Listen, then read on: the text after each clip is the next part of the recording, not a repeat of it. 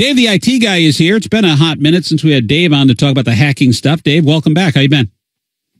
Hey, I'm great. How about you guys? I'm doing good, man. Let me jump in with the West Clermont West Clermont Local School District hit with what's called a social engineering attack. I've heard that term a lot. What does that mean? Basically, that's an attack that tricks a user into doing something they're not supposed to do. Maybe they click a link, or maybe they like the old phishing, or maybe they get called on the telephone. And they're tricked into saying, "Oh yeah, no, that's not our bank account number. It's this account number instead." So, it's basically tricking a human into doing something they're not supposed to do. Yeah, and it happens all the time. I mean, we've all come so close to falling for these. I don't know if you have, because you're always looking out for this stuff, but I like to think I'm savvy because I talk to guys like you. And yet, a couple weeks ago, I got a text that said, "Hey, the pass thing where you drive through." We were in Charlotte a couple of months ago, or last month, and there they have the pay by scan by the license plate thing, and they mail you or send you what the toll is or whatever. And I got it. I'm looking at it going, send it to my wife because it was her car. And she's like, "I think this is a scam." And she looked it up, and of course it was. I'm like, man, I forwarded it to you. I wasn't thinking. Now, probably had I clicked on the link and looked at it, maybe I would have said, that's not quite right. It's like the Sun Pass thing with Florida, but they're all connected. So I thought, okay, maybe it is. But man, that's all it takes, right? Yeah, it literally does. And especially now, the technology has soared in that realm. So, a lot of times you used to have to click something, download it, and do something else with it. But nowadays they have what's called click lists, which means that you just open it and read it and you're toast. It's getting, the progression has gotten to the point where education and just honestly kind of paying attention is really your only defense. Yeah. Well, let's talk about the West Clermont Local School District thing. It's going to cost them $1.7 million because apparently what happened was the attackers that got in with the social engineering attack you just described basically set up a bank account and diverted automatic payments to their account. And no one noticed, and it racked up $1.7 million in money they're not going to get back.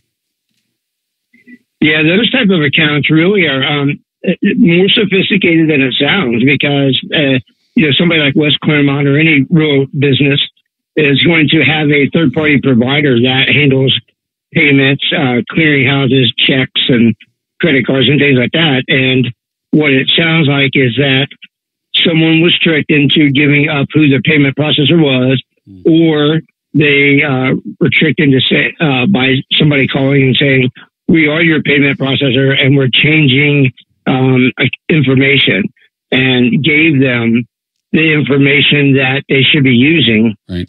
And what probably should have happened is that person who got that call, took all that information down and then hung up and tried to call back, to verify that the source of that phone call was legitimate. This happened back in December. Yeah, we're hearing about it now. Is that a concern? Yeah. No, not really. Mainly these hacks, sometimes they're not detected immediately, which is why the hackers had time to divert those funds. But also, investigations can really can sometimes take time, right? So they might have stopped the attack within a couple of days, but based on the news article I read and just historical knowledge, you start getting the FBI and other agencies involved, and they don't want you to release information too early, because then the hackers know that they're found, right? And it gives them a chance to hopefully track the group or the organization that did it.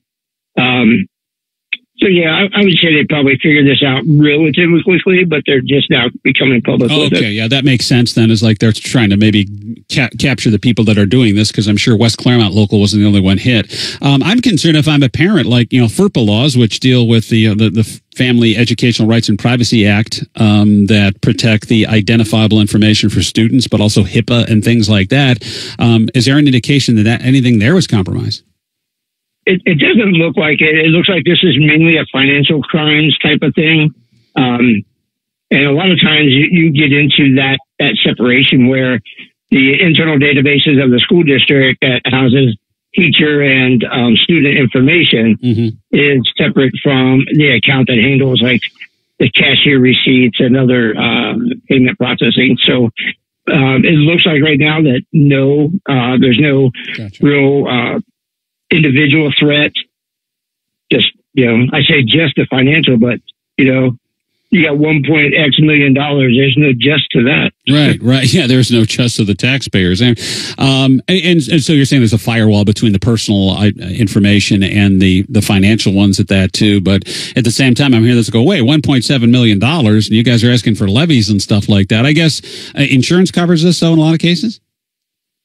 Yes, as long as they have the right kind of insurance. And for companies these days, if you don't have cyber insurance, then you're just, you're waiting to be taken down. Wow. I mean, it's really, like you just heard, $1.7 million for a school district is huge, when it comes to levies and public funding and things like that. But even private companies, a loss of $1.7 million, unless you're a Berkshire Hathaway, it's probably a big deal. Yeah. Dave, the IT guy on this morning, West Clermont Local Schools got hacked, cost them $1.7 million. It doesn't look like any student data or anything like that was compromised.